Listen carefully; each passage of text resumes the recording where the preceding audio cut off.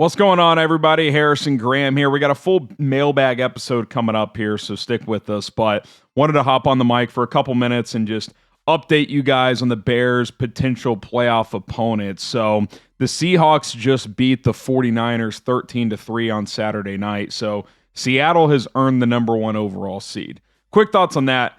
What a dominant defensive performance.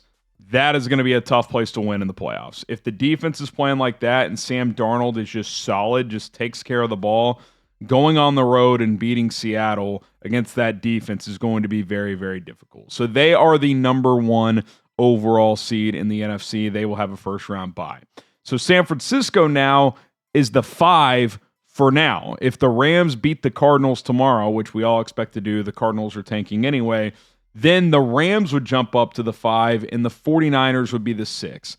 So the two most likely scenarios are as follows. One, the Bears win and get the 2 seed and play the Packers, or get a loss from Philly or a tie from Philly or the Bears to be the 2 seed and face the Packers. Or if the Bears lose and the Eagles win, the Bears would fall to the 3 seed and likely play the Rams. Again, if the Rams lose, then it would be, and likely play the 49ers. If the Rams lose somehow to Arizona, which I doubt it, they've lost 13-14, then you would face the Rams. But I think tonight is good news overall because I did not want to play the Rams in the first round or Seattle, really, to be honest. So you're not going to face either of those teams.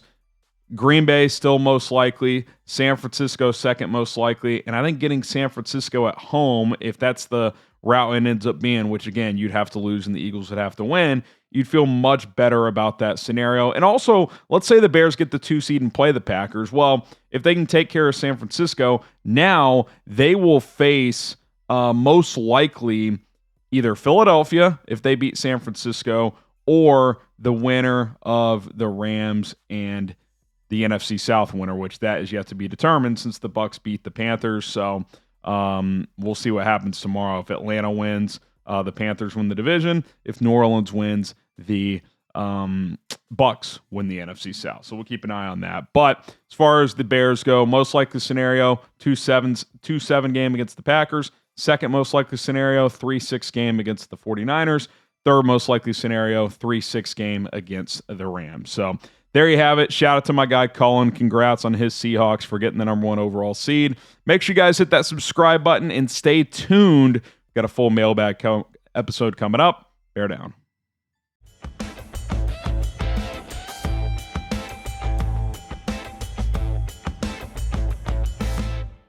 I'm Harrison Graham. It is time for a Chicago Bears Now mailbag. We'll start with Adam Downing with the Super Chat. Appreciate the 5. Will Dennis Allen have his way in the draft? What are the best 3 positions to draft rounds 1 and 3? I mean, coaches give input on guys, but in the end, it's the scouting department. It's Ryan Poles. I do think Ben Johnson has some juice, but with defensive guys, they'll get DA's input on guys throughout the process. Like, hey, what do you think of this pass rusher? Does he fit what you want to do? Stuff like that. But it's not like he's going to be handpicking these players. But clearly, you got to go defense. I would say, I will say this: the more I read and the more you hear from draft experts, it should be a good edge draft. So that's good for the Bears. I would say edge. Maybe another defensive lineman, whether that's another edge or a defensive tackle, and then, maybe a safety. I'd say that would probably be the 3, ideally, if you're just talking about positions. But, BPA always has to factor in. How does the draft fall? Those are all things that come into play. Soldier Bear 85, are we locked in a win-down mode with the cap? Well, the Bears actually have more flexibility than you think because next year – they only have like $1 million, $2 million right now in projected cap space, but they have like $60 million the next year with guys like Dio and Grady Jarrett and able to be cut. Tremaine Edmonds is off your books at that point. If you don't keep him beyond next year, they may not even keep him next year. Who knows?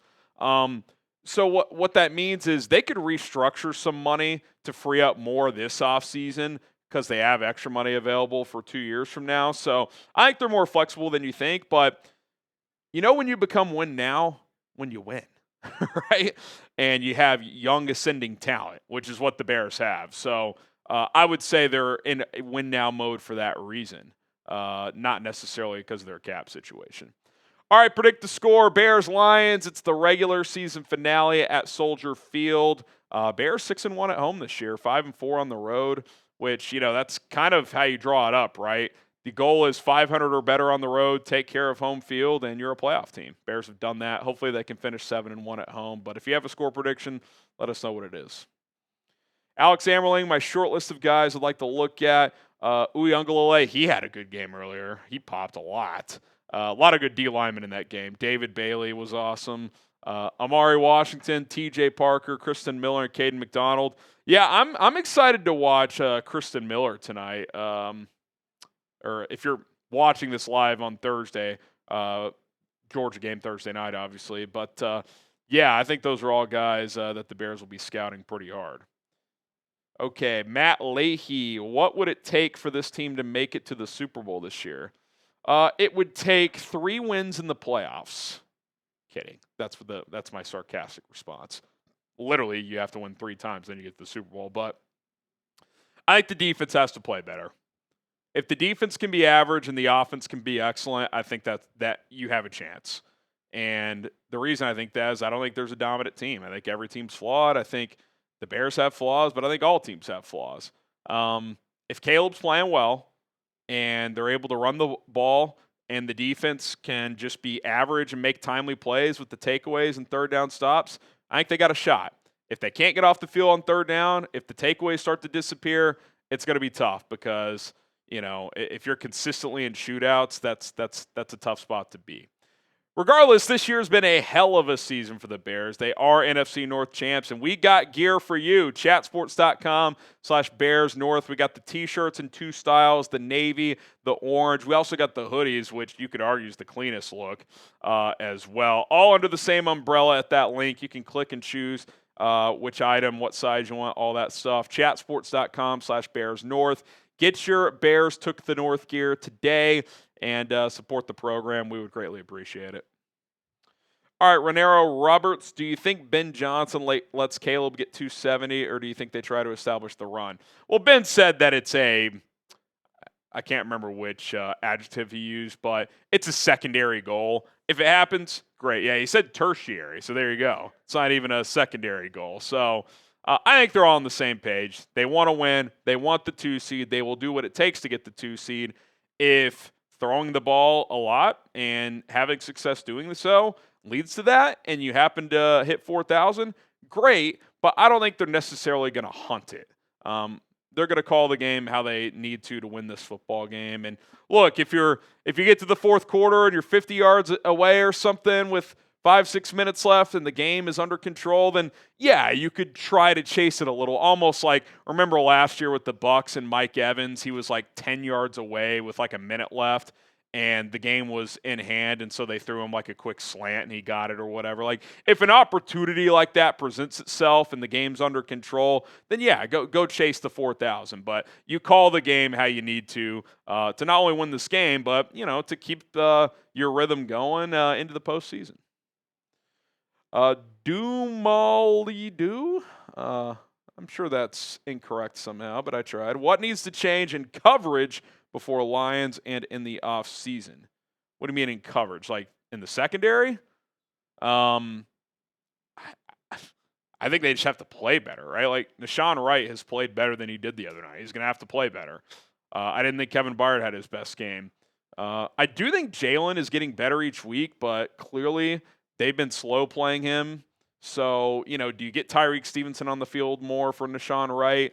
Do you call different looks? Do you play a little bit more man coverage? Feels like they've been more zone heavy recently. So, I don't know. Those are all questions you got to figure out, but got to tighten it up. It just, when you don't have a good pass rush and guys are streaking wide open, it's a tough combination. And I know it's hard to cover for that long, but it's not like Purdy consistently was holding the ball for 7 seconds. There were some quick hitters that were just too open. So, got to tighten the coverage up. All right, if you want free and daily Bears content every single day, all year long, 24/7, 365, we're dropping content. Subscribe today. It's a new year. Let's set records that we've never matched here on Bears Now. Let's do it.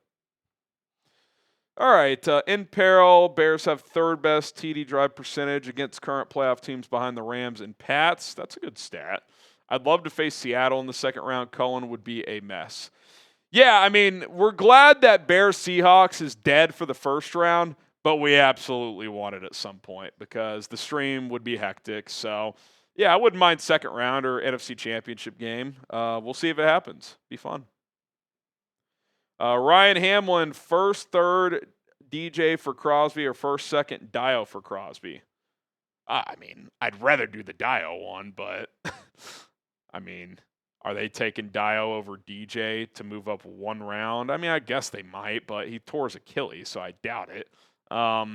If I'm choosing, I'll do the Dio one, but I think that first one is probably more of a possibility because the Raiders could benefit from a proven weapon in this league, assuming they draft a Mendoza or a Dante Moore. Plus, they get good draft capital on top of it. So, yeah, I could see that. You know, those will still be ongoing discussions. We'll talk about it on the show, so stay tuned. Who is your ideal first-round opponent? We're down to 3. If the Bears get the 2 seed, they will face the Packers. If that's who you want to face, type FGB. If they get the 3 seed, they will face the Rams or the 49ers, depending on what happens. If you want to face the Rams, type LAR. If you want to face the 49ers, type SF. FGB, LAR, SF. Who do you want? All right, Cody White and Joyer, how far would Bane have to fall for you to trade up and get him?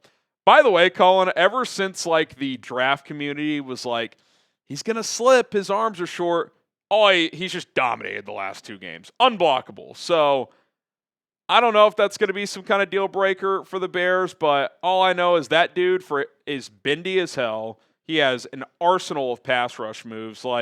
Sometimes just trust the tape and there will be certain plays where having shorter arms will cost him. But to me, it's kind of the Will Campbell conversation. It's if the guy's good, you'll deal with the occasional shortcomings of the frame of the player if he's just really good. So, I don't know, if the Bears are picking 25 and he's fallen to 15, I'd be pretty interested in trading up. But if this playoff run continues, I would imagine he's going to go top 10, especially in a draft that's not that loaded, if we're being completely honest, or at least that's how it seems. All right, last one here. DC Viper, who is your rookie MVP? For me, it's between Luther Burden and Colson Loveland. Yeah, it's a good question. I mean, I think you could put 2 more guys in there. I think you could put Ozzie Trapilla in there for, he hadn't started the whole season, but for stepping in and just stabilizing that position at left tackle. And then Kyle Monungai has been a big part of this rushing attack. If you're watching live, we're actually going to do a full segment on the rookies, so stay tuned. But if I had to pick one, I'd probably say Loveland because he's also heavily involved in the run game. He's been blocking pretty well this year. And the tiebreaker between him and Burden is A, that, and B, he's got 5 touchdowns. Burden has 2. So I'd probably lean Loveland, but all 4 of those guys I mentioned deserve their flowers because they've been really, really good players, and the arrow is pointing straight up for all of them. All right, guys, really good questions. Appreciate it. And if you want to ask more, you know where to find me. Social media, Twitter, Instagram, TikTok, at HGramNFL, publishing more content over there, and hope to see you over there. So please follow, and we'll see you soon. Bear down.